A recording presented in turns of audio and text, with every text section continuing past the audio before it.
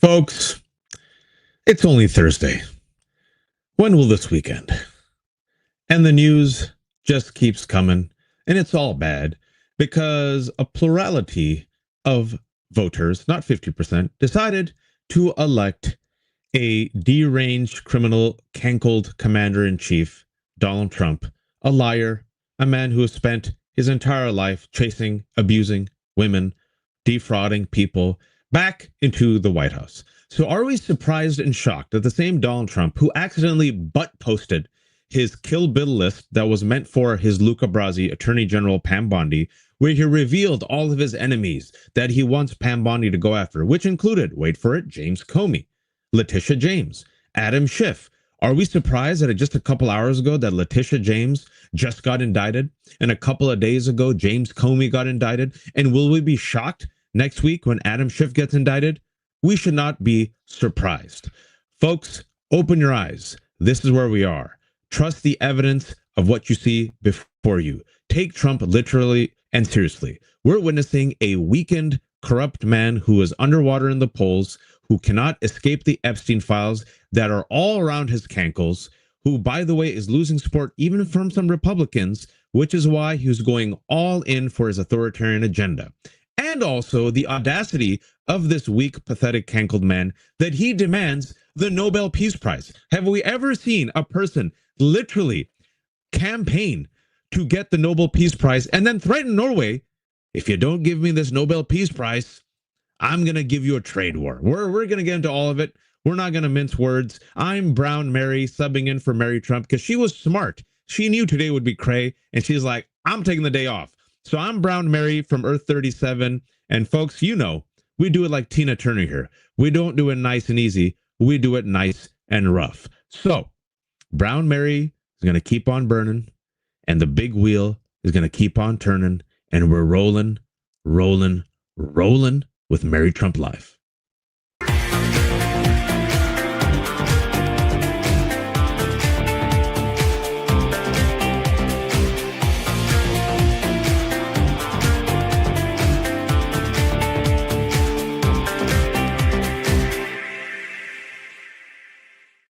Breaking news, breaking news, breaking news from a broken country. Just a couple hours ago, it was announced that New York Attorney General Letitia James, that New York Attorney General who successfully prosecuted Donald Trump for fraud, who also happens to be a black woman, the specific type of person Donald Trump hates the most, she was just indicted today in Alexandria, Virginia. Shocking because, Donald Trump telegraphed that he wanted Pam Bondi to indict her and James Comey. He was already indicted. The other names were also Adam Schiff and Bolton. Let's see, the week is still young. It's not over. But Letitia James was indicted, folks, because the charges stem from a mortgage that James took out to assist her niece in purchasing a home in Norfolk, Virginia, 2 years ago in 2023.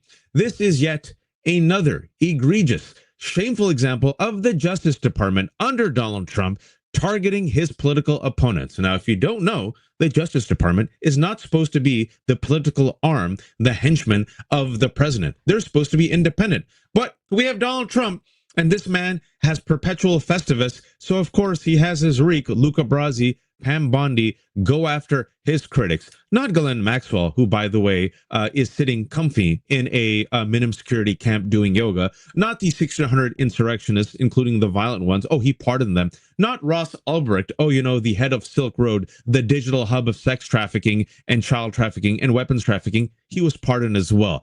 All that is A-OK. But he's going to go after Letitia James. Not Tom Homan. Tom Homan, his border czar, who in 2024, September, was caught in an FBI sting operation, can't make this shit up, literally accepting a bag of cash, a Cava bag filled with $50,000 worth in cash, getting bribed to give some favorable contracts. Laura Ingraham last week asked him about it. He didn't deny it, folks. And somehow, even though they have evidence, video evidence of Tom Homan being caught in a sting operation, the DOJ just decided, you know what? Who doesn't accept a $50,000 bribe from the FBI once in a while? They quashed that investigation, and we still don't know what Tom Homan has done with the $50,000. But this This administration, folks, it's really tough on crime. Oh, fee, fi, fo, fum, they really want to go after those criminals. So they have indicted Letitia James. And as a recovering attorney, an unfrozen caveman lawyer, haven't practiced in 13 years, but I could tell you, in law school, they used to joke, a grand jury can indict a ham sandwich. But even a grand jury sometimes says, I don't know, maybe this is a stretch. Well, folks, he went after Comey. He said he would. He went after Letitia James. He said he would. The next two people on the list, as I've mentioned, are John Bolton. The FBI already raided John Bolton's home, and California Senator Adam Schiff. Again, the week is young. Let's see. CNN adds, quote, Justice Department prosecutors in Virginia, led at the time by Eric Siebert, interviewed dozens of witnesses and did not believe they gathered enough evidence to support criminal charges against James. So, what does Trump do? He brings charges against Comey and James. Regardless, Siebert, you all might remember, resigned, and he was replaced, just conveniently, by he was replaced as U.S. attorney by Trump's former personal attorney. Not Todd Blanche, who's the assistant attorney general. Oh no, that Todd Blanche gave the sweetheart deal to Ghislaine Maxwell. Remember that? Todd Blanche left D.C. and talked to her for 2 days, and less than a week later, that Ghislaine Maxwell all of a sudden got transferred from Florida to Texas in a minimum security camp. And to this day, no one's explained why Ghislaine Maxwell, who was serving 20 years, got transferred, who transferred her, who authorized it, right? Nah, we don't talk about that anymore. We don't talk about Epstein. We don't talk about Bruno. We don't talk about Epstein. But there's another personal attorney, Lindsay Halligan, who is now replaced Eric Siebert. And because Eric Siebert had some, fidelity to the rule of law, accountability, the Constitution, Trump says, bah, let me replace you with a reek. She'll get the job done. And the job is done. Letitia James is indicted. Lexi, play the clip. She says, stretch. Lexi's giving me weird face. Weird, what's happening? She says, no, there's no statement. There's no clip of the statement, Lexi. All right, I'll find it. Don't worry. Lexi's my DJ right now. We don't have it. That's fine. We don't have that clip, but that's okay, folks. It's all good. This is live television, folks. This is live YouTube. These things happen. Folks, what we are witnessing right now in real time, let's take a second, let's pause, is we are witnessing in real time Donald Trump using and abusing his power to go after all critics. This is a man who several weeks ago telegraphed and hinted that Jimmy Kimmel will no longer be on air. And guess what happened? Brendan Carr of the FCC went on a podcast with Benny Johnson. That same Benny Johnson, who was let go from BuzzFeed for plagiarism. That same Benny Johnson, who unwittingly accepted money from Russia, from Tenant Media, and supported and promoted anti-American talking points. That Benny Johnson, who's now super Christian, by the way, he went on Benny Johnson's podcast and straight up threatened Disney, right? And then the same day, lo and behold, the local broadcasters bent the knee and said, we won't have Jimmy Kimmel on air. ABC bent the knee. But folks, the people responded with their wallets and their money. Jimmy Kimmel is back on air. Then Donald Trump wanted to go after Fallon. He already got the scalp. These are the language that MAGA uses of Stephen Colbert. Like I said, for those who are joining late, he already published his Kill Bill list that was supposed to be a private message to Pam Bondi. They are already indicted Comey. Now they've indicted Letitia James. The other people on the list are Bolton and Schiff. Will it happen? I don't know. Lexi has the clip now. Lexi, let's play it. This is nothing more than a continuation of the president's desperate weaponization of our justice system. He is forcing federal law enforcement agencies to do his bidding, all because I did my job as the New York State Attorney General. These charges are baseless, and the president's own public statements make clear that his only goal is political retribution at any cost. The president's actions are a grave violation of our constitutional order and have drawn sharp criticism from members of both parties. His decision to fire a United States attorney who refused to bring charges against me and replace them with someone who is blindly loyal not to the law, but to the president, is antithetical to the bedrock principles of our country. This is the time for leaders on both sides of the aisle to speak out against this blatant perversion of our system of justice. I'm a proud woman of faith, and I know that faith and fear cannot share the same space. And so today, I'm not fearful. I'm fearless. And as my faith teaches me, no weapon formed against me shall prosper. We will fight these baseless charges aggressively, and my office will continue to fiercely protect New Yorkers and their rights. And I will continue to do my job. That's dope. First time I heard that statement. We just downloaded it. Thank you, Lexi, for getting that in there. Letitia James ain't backing down. Letitia James, a proud, strong Black woman. Letitia James, New York Attorney General. Letitia James, who successfully prosecuted Donald Trump in civil fraud cases, in which he's so fee-fi-fo-fum pissed because he has to pay New York. What was it? I think originally $500 million. And also, this is the same man, I want you all to remember, that set up a university that defrauded people. He had to pay, more than $20 million in fines. And also, this is the same man who set up a charity to defraud people, had to pay fines for that as well. Oh, he hates it when women defeat him. Oh, he hates it when Black women defeat him. He tried to get Lisa Cook off the federal board, and she won last week because the Supreme Court said, nah, you can't do that, Donald. You can do an insurrection, but you can't mess with our money. We won't let you touch Lisa Cook. And now Letitia James, because she actually knows what she's doing, again, New York Attorney General, she knows this is bullshit. We all know this is bullshit. He telegraphed his bullshit desires. We know Pam Bondi is his reek. We know Pam Bondi doesn't care about the rule of law. Letitia James staring right at him in the camera saying, F you, Donald. That was basically Letitia James. I'm doing Cliff Notes. F you, Donald. I'm going to take you on, mother effer. That's what she said. Good for her. And you know what? We should support her, and especially all the women, such as E. Jean Carroll, who also defeated Donald Trump in court. E. Jean Carroll has had, she said that Donald Trump sexually assaulted her, and a jury of her peers and Donald's peers said, yep, you sexually assaulted E. Jean Carroll, and then you defamed her. I love it when he loses, but I especially love it when women defeat him.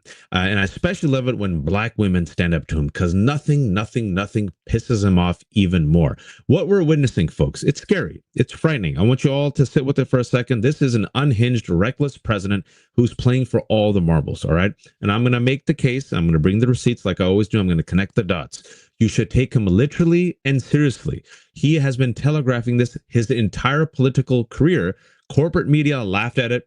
People thought it was hilarious. People did both sides. I didn't. This is a man right now playing for all the marbles and all the guardrails that were there in the first Trump administration. Even the right-wing folks who were hardcore MAGA, but said, yo, you can't shoot unarmed, peaceful Black people protesting in Washington, D.C. That was Mark Esper, his original Secretary of Defense. And there was also his first DHS Secretary, General Kelly, who kept him in check. Also, there was also Milley and others there, right? Mattis. These people are gone. They're replaced with white nationalist Stephen Miller, Pete Hegseth, Kristi Noem, and Pam Bondi. They're playing for all the marbles. And if you don't believe me, Stephen Miller, the what I call mini Himmler, budget Goebbels, caught himself admitting the plot on CNN. Check out this clip. You've called the district judge's ruling blocking the deployment of National Guard in Oregon legal insurrection.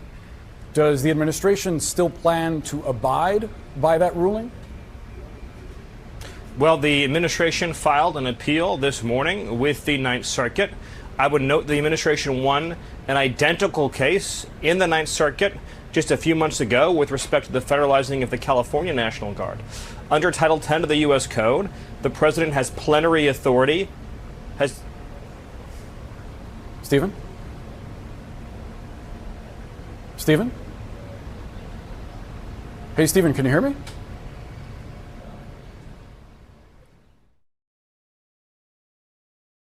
Yeah, that was no glitch. Whoopsie. He said it out loud. You don't say the quiet part out loud. That's the one benefit that we have, is that these people are pretty incompetent and reckless.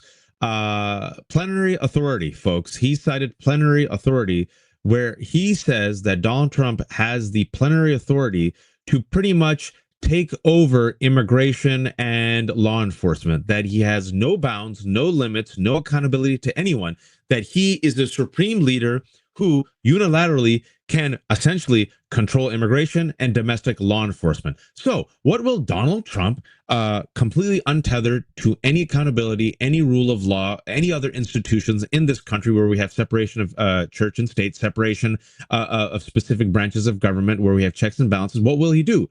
You're already seeing it. Donald Trump this week said he's open to using the Insurrection Act. He didn't shut it down, folks. He also didn't shut down pardoning Ghislaine Maxwell. The Insurrection Act will allow the president to militarize and deploy the National Guard and troops on American cities, and they will not be subject to the Posse Comitatus Act. He will then unleash, as he already has, the National Guard, ICE, the military on blue cities, which he has declared as war zones. You're seeing it in Portland. You're seeing it in Chicago. You're seeing it in LA. You're seeing it in DC. You're seeing these masked armed ICE agents, whom I call the Gestapo, zip tying children, shooting pepper balls at unarmed priests, literally throwing tear gas in the middle of crowded streets, which caused one baby to go to the hospital. They're also tear gassing Chicago police officers. They are abducting people. They've abducted Rumeza Öztürk. You saw that video, that Turkish grad student who co-wrote an op-ed that they didn't like. They abducted Mahmoud Khalil and kept him in a Louisiana detention center without any evidence, any crimes. You saw what they did to the more than 200 brown men, including Kilmar Abrego Garcia, kidnapped them, sent them to be tortured, potentially die in a CCOT prison in El Salvador, thanks to our U.S. money. We gave $6 million to Bukele. And then, even when they admitted there was a mistake, they still are dangerously, recklessly lying about Kilmar Abrego Garcia, saying all sorts of horrible things, because that's how cruel they are. They're admitting the plot. Stephen Miller, in the summer, according to that leftist rag, Wall Street Journal, that flaming communist Antifa rag, Stephen Miller unleashed ICE agents in LA to go after the Home Depots and 7-Elevens because he wanted provocation. He wanted escalation. This is their rack stack fire. They want to create a situation to prove to their base, see, riots, unrest. Stephen Miller also used the word invasion. He used the word insurrection in the summer. He said we're being invaded by these drug cartels and these immigrants, which is why we have to suspend the right to habeas corpus. Stephen Miller said that. Stephen Miller also said, I have to invoke the Alien Enemies Act because we're being invaded. And the Supreme Court, again, in another rare rebuke of the Trump administration, said, nope, there's no invasion. You cannot invoke the Alien Enemies Act. If you all recall, Alien Enemies Act was invoked during World War II so that the Democratic President Roosevelt, much into the enduring shame of American history, used it to intern innocent Americans of Japanese descent. This is what they want to do. They're telling you in broad daylight, like the world's most helpful Bond supervillain. As the movie starts, the supervillain finds James Bond, taps him on the shoulder and says, hey, James, I got a plot to declare martial law and have my guy be the supreme leader. I have a slideshow. In fact, I have a playbook. It's called Project 2025. You want to read it? And to this day, we go, is Trump serious? Maybe he's just joking. No. In October, right before he was elected, Donald Trump quoted Hitler yet again and said he will unleash the National Guard and the military against the enemy from within. And last week, he said it again when they were cosplaying, him and Pete Hegseth, in front of our military leaders who, thank God, looked horrified and shocked and did not applaud, that he wants to use the American streets as a training ground to go after the enemy within. There are more receipts I have and more dots I'll connect, and this ish is escalating, folks. Over the past 2 days, Donald has held a slew of cabinet meetings. He hasn't stayed awake during most of them, but he's held a few of them. They've ranged from national security talks with Attorney General Pam Bondi to shutdown conversation with RFK Jr. Across these gatherings, one thing was clear, is that the actions of Donald Trump's authoritarian regimes are becoming more and more shameless, naked, and egregious. Yesterday, his mental decline was also on full display because, folks, he's the oldest person to ever be elected. He does not look well. He's got his cankles. He's got that discoloration on his arm. And, folks, we've seen this for the last 8 months. he has trouble staying awake. He knows the cameras are on. He still can't stay awake. Lexi, play the clip. Antifa assaulting hundreds of police officers. I've witnessed them firebombing police departments and federal property. I've witnessed them making death threats against federal agents, police officers, journalists. I think I've witnessed every single person here, maybe not personally, but I've seen them get, hunted down and attacked. And so, this is when I first saw that on Twitter, I didn't hear the audio. I was convinced it was a photo. And then I'm like, oh my God, no, it's a video. And it gets worse, folks. There's a segment there of the meeting. Don't watch it. Just you'll throw up in your mouth, where his mouth droops down yet again, uninterrupted for several seconds. And I'm like, that must be a photo. Nope. That is your cankled commander-in-chief. That is the great king and daddy of MAGA, 79-year-old man who can barely stay. Bro, you barely work. You golf most of the time. You grift off of crypto. You just post nonsense while you're probably on the shitter.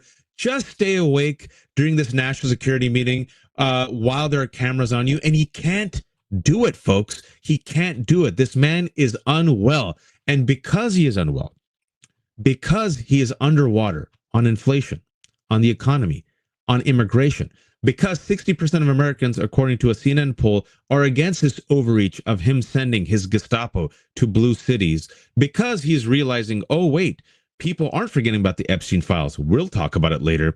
People are upset about me not being America first. People are upset about Israel's genocide. People are upset about the government shutdown. Marjorie Taylor Greene today, folks, did you see her?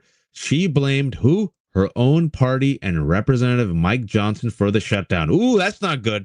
They're seeing defections. Candace Owens doesn't believe the government story about the Charlie Kirk murder. She's going all out with her conspiracy theories. As they are more desperate, he is becoming a cornered New York City sewer rat.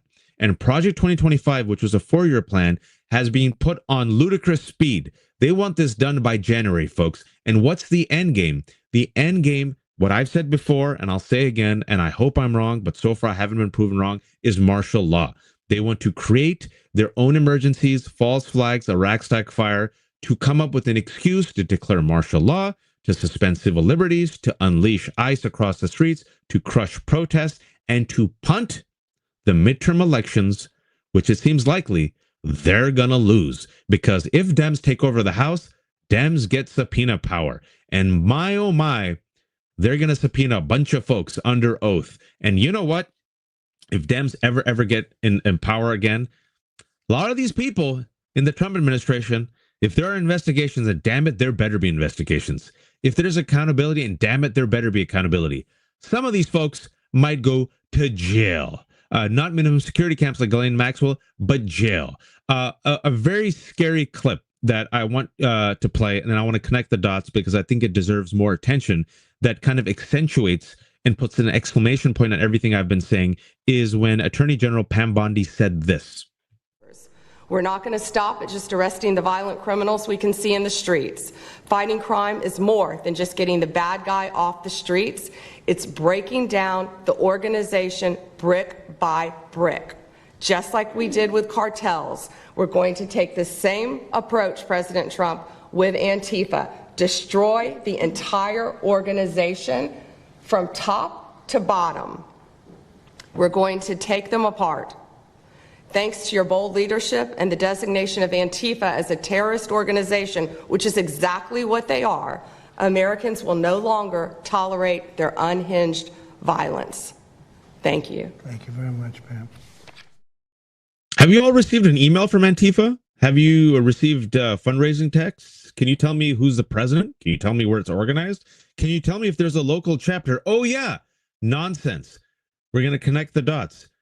People are focusing on Antifa, but I want you also to focus on Venezuela. And I've been on this for a while now.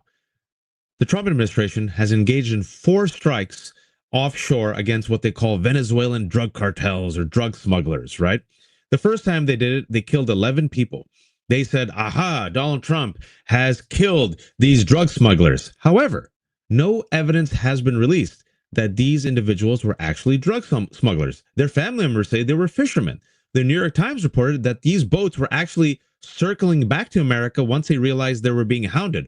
Also, as Heather Cox Richardson told me, a Mainer, a boater, she said they didn't have to blow up the boats. You could just shoot the motor, stop them, investigate, talk to them. Also, something called due process. But Donald Trump, and this is why we were talking about it for a long time, he decided to unilaterally and extrajudicially kill these Venezuelans. There have been 4 strikes. And then yesterday, you saw a vote where everyone except Murkowski, well, every Republican except Rand Paul and Murkowski joined Donald Trump to give him permission to authorize his military force and extrajudicially and unilaterally kill these individuals that he says are drug traffickers and drug smugglers. Now, if you were paying attention to what Pam Bondi said, she then said, what we did to those Venezuelan drug smugglers, we're going to do to Antifa. What did they do to those Venezuelan drug smugglers? Again, there's no evidence whatsoever. They kill them. That's what she's going to do to Antifa. Who is Antifa, folks?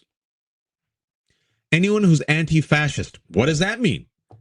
Does that mean the people protesting ICE peacefully in LA and Chicago? Does that mean the dude dressed up in a frog costume being pelted by rubber bullets in Portland?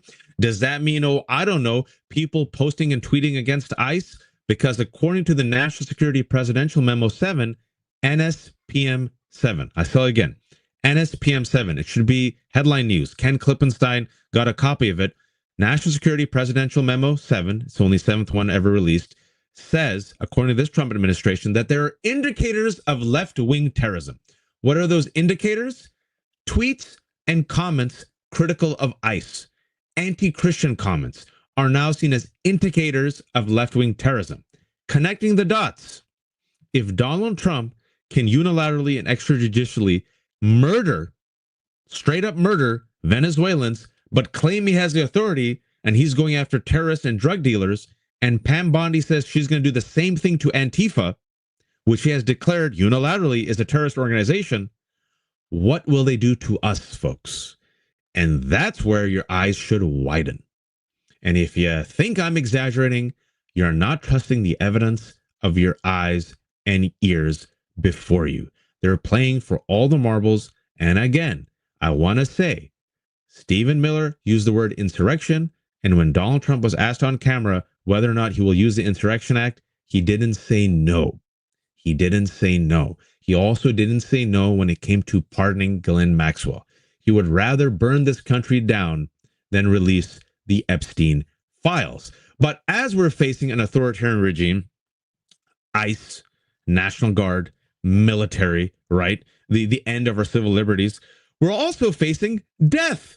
The Grim Reaper. Oh, the Grim Reaper is celebrating. And I know it's not even Halloween because the Director of Health and Human Services is RFK Jr., a man who promotes eugenics and anti-vaccine conspiracies and a person who is an aficionado of eating exotic animals and loved his heroin. That RFK was also the cabinet meetings, and he rattled off so many wild claims, but we're just going to give you the cliff notes because I don't want to keep you here for 2 hours. First and foremost, as this government is shut down, a majority of Americans are learning that Republicans want to double their healthcare premiums, that their healthcare costs are going to go up. And the more and more people are learning about it, the more and more they're pissed. They blame Republicans and Speaker Johnson for shutting down the House, which is why Marjorie Taylor Greene came out today because she sees those poll numbers and says, whoa, whoa, whoa, these premiums are too much. My kids are paying too much. But Donald Trump doesn't care because he's just a petty little bitch. Watch the clip. Not yet, because it's early, but it gets a little bit worse as it goes along. And we'll be making cuts that will be permanent. And we're only going to cut Democrat programs. I hate to tell you. I guess that makes sense. But we're only cutting Democrat programs. But we're going to start that. And we have Russell, we can talk to you about it if he wants to, but we'll be cutting some very popular Democrat programs that aren't popular with Republicans, frankly, because that's the way it works. They wanted to do this, so we'll give them a little taste of their own medicine. No, they want medicine. Give us medicine. Are you talking about the ACA subsidies that are very popular? Are you talking about Medicaid, which is very popular? Are you talking about Social Security, which is very popular? All these programs that you openly said that you would cut, limit, weaken in Project 2025. And oh yeah, did you notice he said Russell? Who's Russell? The co-author of Project 2025, Russell Vought, a white Christian nationalist, a man who's the head of OMB. The two shadow presidents of this administration are Stephen Miller and Russell Vought. Russell Vought uses the pen, and Minnie Hemler and Budget Goebbels uses the megaphone and ICE as is Gestapo. And Donald Trump, if you all recall last year, once they started polling on Project 2025, once people just finally started talking about it, it was so poisonous, so toxic. It had like single-digit approval that Donald Trump and Republicans ran away from it. Y'all recall that? I keep the receipts. And then last week, he just straight posts it. Project 2025 in all caps, bear hugs it, and he bear hugs Russell Vought, the co-author of it. And then he, speaking about the Grim Reaper, you all see that AI video he released last week? Him and Russell Vought as Grim Reapers dancing. You see that? Yeah. They ain't subtle. So the Grim Reaper is dancing right alongside with them because these freaks, these cruel, vicious freaks, relish in the misery of Americans. They're perfectly fine with their own base dying potentially because they can't afford healthcare. I mean, think about it, folks. What party wants to increase healthcare for their citizens and residents? Why would anyone want to do that? Especially when you're the wealthiest, most powerful country on earth. This party, the Republican Party, Donald Trump. But we live in the eighth circle of hell because I retweeted Marjorie Taylor Greene today. I agreed with Marjorie Taylor Greene because even Marjorie Taylor Greene realizes this is a step too far. And oh crap, Americans like their healthcare, which is stupidly inefficient and expensive compared to other countries. And if you're going to double these premiums and see them skyrocket and then gut Medicaid, this ain't good. People will, potentially riot. I want to remind y'all, Luigi Mangione, the alleged killer of the United Healthcare CEO, was radicalized over this issue.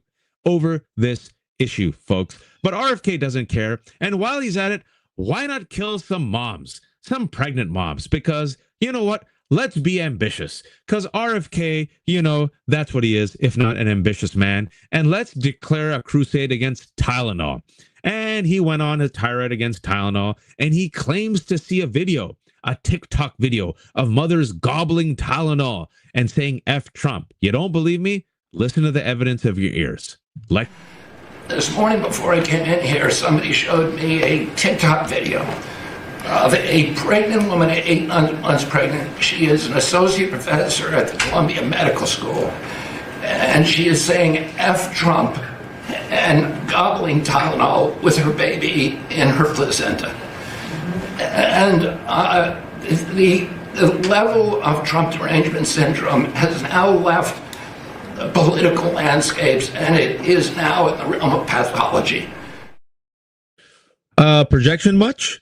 It's a cult. It's a cult that believes Donald Trump won the election that he lost in 2020. It's a cult that is increasingly anti-vax now and doesn't eat Tylenol. It's a cult that put a diaper on their ear when Donald Trump was like the bullet shard, the glass shard. We still don't know what happened because he hasn't released the health reports of his failed assassination attempt, which was done by a white Trump voting man who loved guns. Not Antifa, not they, not them, not the left, a white Trumper. And also Charlie Kirk was allegedly murdered by Tyler Robinson, a white man from a Christian Trump voting family who was largely apolitical but loved his guns. But I digress. They have started their crusade against Tylenol, making baseless, dangerous claims that somehow eating Tylenol is linked to autism, even though there's no proof of that whatsoever. Furthermore, there's no proof whatsoever that vaccines are linked to autism. It has been debunked for more than 20 years, but yet RFK has come in and said this. Then Donald Trump did a press conference saying this. Folks, the stock of Tylenol fell, and not only did the stock of Tylenol fall, but more importantly, some people, because they're like, oh my God, is there a chance, a 1% chance that me eating Tylenol as a pregnant mom can make my baby autistic? Oh my God, what do people do? They're like, I won't take the chance. And now you're seeing vaccine hesitancy increase. And now 1 in 6 parents in America are not vaccinating their kids. So our kids now are not vaccinated against measles, rubella, or polio. And Dr. Monarez, who was, by the way, RFK's pick, you all remember that? Dr. Monarez, whom he fired, She said his crusade against health and his advocacy for death was a step too far. And if you all recall, she testified that she worries that polio will make a comeback in America. And we've also seen in South Carolina now, measles making a comeback. Texas, New Mexico, this shit is going to spread. It's a pro-death movement. And now pregnant moms, some of them who use, Tylenol to reduce pain, they're no longer eating Tylenol because of these freaks. Don't listen to me. Listen to RFK. He has a lot of proof. Studies that show the countries that use the most have the highest level of autism. Cuba has the lowest level in the world of acetaminophen use, and it has the lowest autism rate in the world. So this is not dispositive. It is not proof. We're doing the studies to make the proof. We're doing the studies to make the proof. Just like they're creating their own rack-stack fires, just like they're manufacturing their crisis, just like they're manufacturing their terrorist villains, just like they're coming up with any pretext to justify suspending the elections and declaring martial law. It's what the Nazis did, folks. In 1933, there was a Reichstag fire. The German parliament building burned down. At the time and even now, there were suspicions whether or not it was a false flag or done by, some Hitler supporters. Regardless, they found and convicted a communist. The Nazis said, look, emergency. Look at these people. The Reichstag fire building burned down. Suspend all your civil liberties. Give power to Hitler. Make him the supreme leader. They did that. Martial law, suspension of election, suspension of civil liberties. He went after his critics, and voila, he then began the Third Reich, which he said would last for 1,000 years. It lasted 12 years, and then Hitler, like Goebbels and others, like cowards, killed themselves instead of facing accountability. But look at the damage that was done. 11 million people killed by Hitler and Germany, and also World War II, folks. So that's the playbook. And if you don't believe me, Stephen Miller at Charlie Kirk's memorial, I won't call it a memorial because that was more likely a propaganda rally, essentially did his reboot of Goebbels' The Storm is Coming speech that was done in 1932. And Charlie Kirk is his version of Horst Wessel. Horst Wessel was a young SS member, a Nazi who was killed by communists, and they elevated him into a martyr. So Charlie Kirk was their martyr from a couple of weeks ago. If you all recall, Stephen Miller then went on TV and said, Charlie Kirk's final message to me, that was, we have to go after left-wing terror. And if before there was a suspect in a motive, you all recall, I keep the receipts, before Tyler Robinson turned himself in because the FBI was lost because of Kash Patel, who's probably looking for Valhalla. Sorry, too soon. Hey, let me into Valhalla, guys. They're not going to let you into Valhalla, Cash. You look like me. You're not getting in. Ush ain't getting in either. But I digress. Tyler Robinson turned himself in because his father allegedly convinced him to turn himself in before there was a suspect in a motive. You all remember 3 weeks ago? What did Donald Trump say? He blamed left-wing violence. That's what started for the last 3.5 weeks. That was a Reichstag fire, and they've gone all in. They're looking at multiple avenues. Murder of Charlie Kirk, left-wing violence, Antifa, drug cartels, invasion, multiple routes, folks, multiple routes to justify cracking down on our civil liberties and declaring martial law. It's happening in real time. And they would rather do this than release the Epstein files. Folks, Epstein files ain't going away. This is the most scandalous cover-up in modern history. That flaming Antifa leftist rag Wall Street Journal published that Pam Bondi told Donald Trump in May that he was in the files. That means since May, this has been a cover-up because Donald Trump has lied about it. When she was asked earlier this week in the House hearing, she just wouldn't talk about it, right? We further have found out that Peter Thiel's mentioning it. Elon Musk is mentioning it, right? A lot of powerful men are mentioned in the Epstein files. Drip, drip, drip, drip, drip, drip, drip, drip, drip. And what happened? The notebook came out. And then Donald Trump said, I know about that notebook. And then the copies of the notebook and the drawings and the illustrations came out. I think I was on here with Mary Trump guest hosting. They can't get away from it, folks. They can't get away from the Epstein files that implicate Donald Trump and so many powerful men. I want to remind you all that Michael Wolff has an audio recording of his many conversations with Jeffrey Epstein that Jeffrey Epstein said, I was Donald's closest friend. When was Epstein arrested? When did he die allegedly by suicide? 2019. Who was president then? Donald Trump. And today, in a new exclusive report, CBN News has reviewed the federal investigation into Jeffrey Epstein's death, which was officially ruled a suicide. Shockingly, the reporting reveals glaring missteps, including the failure to interview witnesses, the mishandling of evidence, the lapses in forensic testing. The CBS News report further says, quote, nearly 2 years passed before investigators interviewed the two key correction officers on duty the night Epstein died. One of these officers was the only person to attest to seeing Epstein hanging by a bedsheet from his bunk.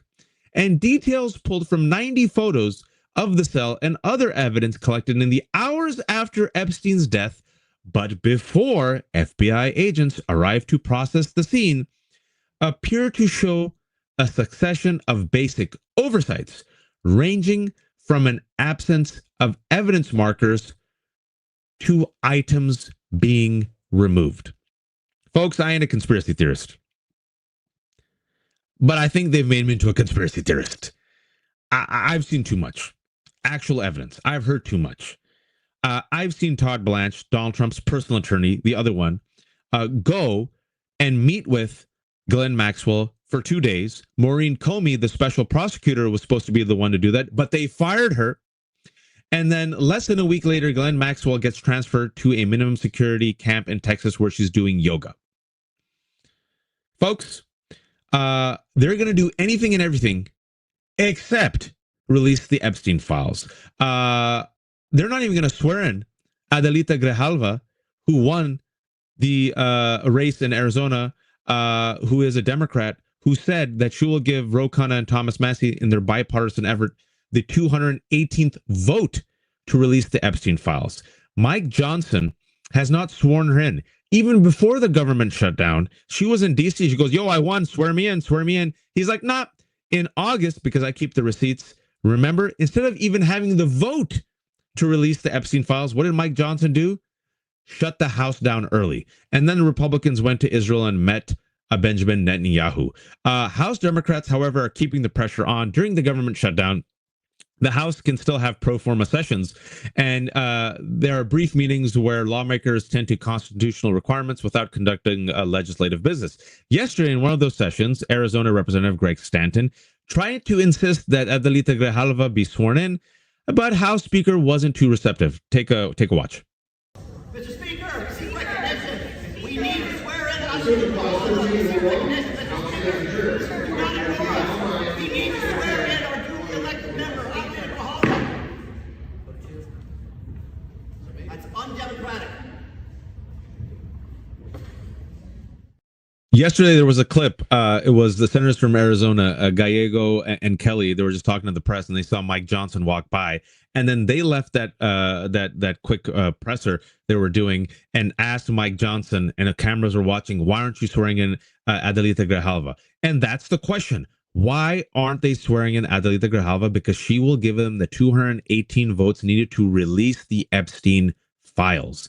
This administration would rather burn down the government, shut down the government, literally have people walk away, so many thousands of employees without paychecks, than release the Epstein files. I'm telling you, folks, I've been saying it for months. I'll say it again. Trump's Achilles cankle is the Epstein files. Whatever is in those files terrifies that man. A violent insurrection didn't do it. People are like, meh.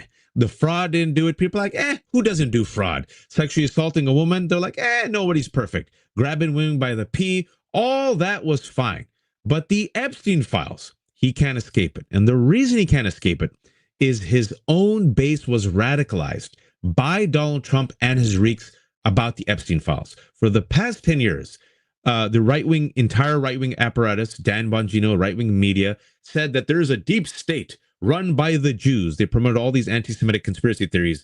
And this deep state is against the American people. And then further on, they expanded on this with the QAnon conspiracy. The QAnon conspiracy came from the fringes of the internet, folks. But Donald Trump and MAGA are like, we can win over people this way. So they embraced the QAnon conspiracy, even after the FBI warned that QAnon has the potential of radicalizing individuals and groups towards violence. One of those people was Ashley Babbitt. a member of the January 6th insurrection. Another person was, Vance Bowler, the shooter, the Minnesota shooter. Usually I got this Vance, Minnesota. I want to get this right. Shooter, QAnon. Give me 1 second. I'm gonna get his name. Yep, Vance Bolter. Vance Bolter, that no one talks about, but I remember him in the summer, who had a hit list of 70 Democrats, but ended up shooting and killing Melissa Hortman, her husband, and her dog, and shot and injured another Minnesota representative. He had a hit list of 70 Democrats. That Vance Bolter, white Christian nationalist, Trump supporter, Republican, he in part, folks, was also radicalized by QAnon. QAnon says that the libs, they, them, the rest of us are part of an international sex trafficking conspiracy, and we also worship the devil on our spare time. And not only do we abduct and, God forbid, molest and terrorize kids, we also then kill them. That's the QAnon conspiracy. That's what has radicalized people to commit violence.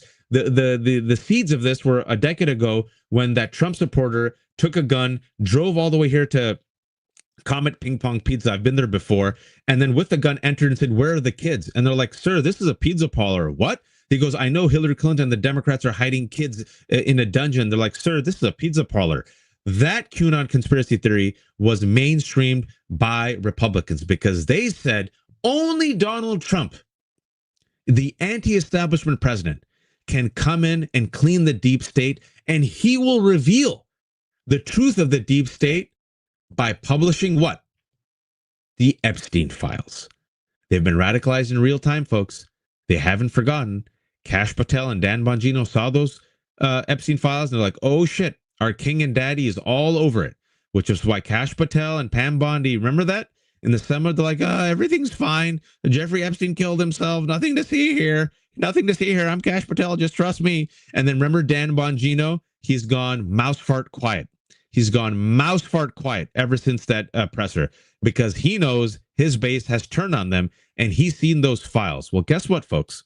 The only thing uniting Americans in these divided times is a majority wanting a release of the Epstein files. A new poll found that nearly 3/4 of Americans want all Epstein files released. Furthermore, the pressure to release the files is bipartisan. 84% of Democrats, 83% of independents, and even 67% of Republicans want full transparency. But this Trump administration, I'm going to say it again, is engaged in one of the most disgusting, shameless cover-ups in modern history. They can release the Epstein files. A judge said that they can release the Epstein files, but they won't. Because if they do, folks, my God, the house of cards will fall. And Representative Eric Swalwell, a Democrat, alleges on Twitter, I believe it was yesterday or 2 days ago, that a Republican said that once those Epstein files are released, it's only a matter of time. It's done. Republicans themselves realized we got to walk away from these Epstein files. So you're seeing Thomas Massie break free. You're seeing Nancy Mace give herself a little bit of wiggle room. You've seen Marjorie Taylor Greene say, "I'm independent." You've seen even the Supreme Court, when Ghislaine Maxwell asked them to look at her conviction, they said, "Nah, we're not going to touch it." Even the Supreme Court knows, folks. So the Epstein files ain't going away. And another thing that's not going away is Gaza. This is the Gaza generation. We have witnessed in real time for the past 2 years Israel commit a genocide. Those aren't my words. That's Amnesty International. That's Human Rights Watch. That's Doctors Without Borders. That's the International Association of Scholars on Genocide. Declare what Israel is doing in Gaza as a genocide. You can trust the evidence of your eyes and ears. Harry Enton today on CNN said for the first time ever, more Americans are sympathetic towards Palestinians than Israel. It is a 49-point swing in the past 2 years. The overwhelming majority of Democrats do not want to support these war criminals, Benjamin Netanyahu, Smotrich, and Ben Gvir. They want an end to stop sending arms. They want an end to the occupation. A third of Republicans now also are split on this issue. Young people across the board have been radicalized in real time. If you ask a young MAGA person to talk about Israel-Palestine, it's like you're listening to the most progressive voter for Mamdani. Why? Because they're asking, why are our taxpayer dollars supporting occupation, a genocide, and war criminals such as Israel's Prime Minister Benjamin Netanyahu and his radical extremist cabinet of Jewish supremacists. However, some good news, and I sincerely hope this is good news, I really do, is that it was announced that U.S. and Israeli leaders have an agreement reached between Israel and Hamas marking a major progress in hopefully halting this war and releasing the hostages. Donald Trump was really quick to claim that he ended the war in Gaza, but not so fast, folks. The ordeal is still far from over. Even if the hostages are released, the timeline for ending the fighting remains unclear, with many details that still need to be ironed out. But of course, this means that Donald Trump demands the Nobel Peace Prize. He wants it. I got it done, even though Israel still occupies the West Bank, even though there's still apartheid policies, even though violent settlers are now emboldened, even though 60% of Gaza will still be under control of Israel, even though Israel's cabinet members like Smotrich and Ben-Gvir are openly saying that this is a victory for them and their plan, even though Israelis are saying, yeah, we'll get the hostages and then we'll continue our plan of what? Ethnically cleansing the Palestinians. But it's fine. Don't worry about all that. Don't worry about Donald Trump having his Riviera on the Middle East. All good. Me wants my Nobel Peace Prize. Gimme, gimme, gimme. I'm Donald Trump. I want it. And have we ever seen a coordinated campaign by any political movement to ask for their king and daddy to get the Nobel Peace Prize? Well, folks, that's what's been happening all week. All of right-wing media, because they take their cues from Donald Trump, demands that Norway give Donald Trump the Nobel Peace Prize, even though he has threatened to make Canada the 51st state, even though he has said that he's open to using military options to take Greenland, even though he has conducted 4 strikes against Venezuelan boats and saber rattled with potential war, even though on behalf of Israel, he has bombed Iran and briefly took us to World War III, even though he has declared war against the American public. This Donald Trump demands a Nobel Peace Prize. And damn it, if Norway doesn't give it to him, according to that Guardian article, he's going to engage in a trade war with Norway, because that's what people who get Nobel Peace Prizes do. Well, unfortunately, Norway has said they already made the decision on Monday. That was a few days before. Israel and Hamas have agreed to a ceasefire. So if he doesn't get it, folks, good luck, Norway. Good luck. There was a lot to unpack today. Extra supersized episode. I'm joined by DJ Lexi. Lexi got it done. Thank you, Lexi, for all the clips and all the slides. Folks, if you aren't a subscriber, please subscribe to Mary Trump Substack and also her YouTube channel. We're trying to get her to 500,000. Thank you to all the people who have subscribed. I'm going to give you all shout outs, but before I do, let's decompress. Let's exhale. We need catharsis. We need release. We need joyful warriors. This is a long walk, as I've said, and a haymaker won't destroy fascism. It never has. It's death by 1,000 cuts. It's everyone doing their small part. We have the numbers. We have the numbers. Donald Trump does not have the numbers. We have the numbers. And when the people come out, as they have in Chicago, and peacefully surround ICE agents, you all see that great video? These 2 ICE agents were trying to detain what I assumed was just an innocent man who happened to be brown. The community surrounded him. These guys got so frustrated because they couldn't zip tie him that they just left. They just left. You saw people use their wallets. Within 2 days, ABC relented, brought Kimmel back. You've seen people put pressure. And now you had Oklahoma saying, whoa, easy about National Guard. I don't think Oklahomans would like it if, Chicago sent the National Guard to terrorize us. You're seeing Marjorie Taylor Greene come out today, openly blame Mike Johnson and her own party for the shutdown. You're seeing more and more people informed. You're seeing the No Kings rally, October 18th. There were 5 million people who came last time.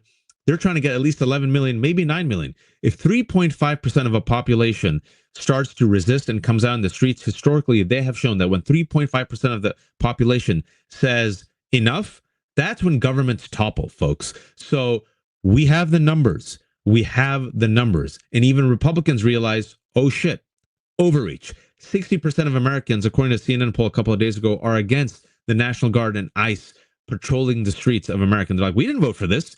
We voted to keep our borders safe. Why are you cracking skulls? Why are you tear gassing babies? The economy is not good. Grocery prices have gone up. Inflation's bad. Folks' trust in the American economy has gone down. The American brand has gone down. Tourism has gone down. Measles has gone up. It ain't good.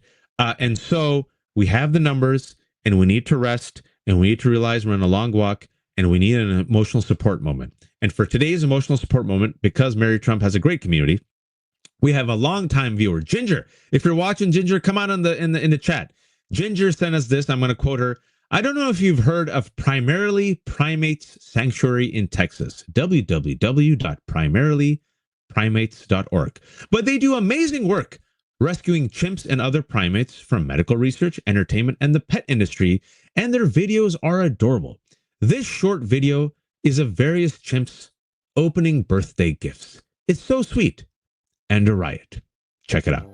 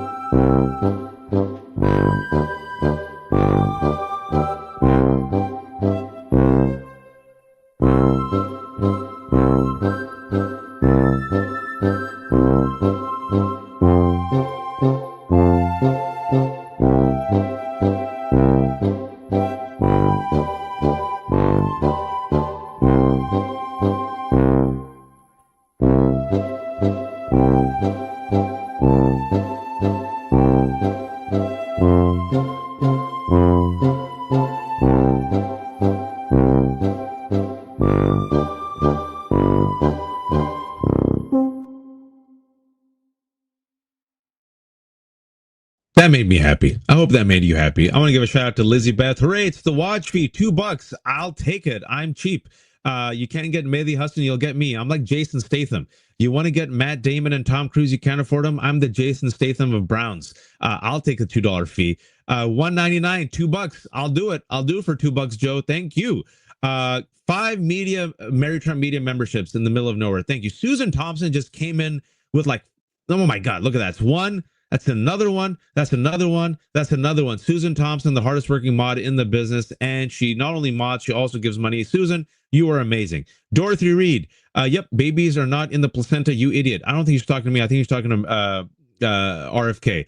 And anyone who's giving is a funder who gives us these super chats, these tips. They go a long way. If you're watching on YouTube right now, underneath, if you see a heart with a $sign, you can click on that and give a tip to Mary. It goes to Mary. It goes to the team Lexi. They do fantastic work. And folks, all the people are watching. We got 5,600 people watching. Thank you so much.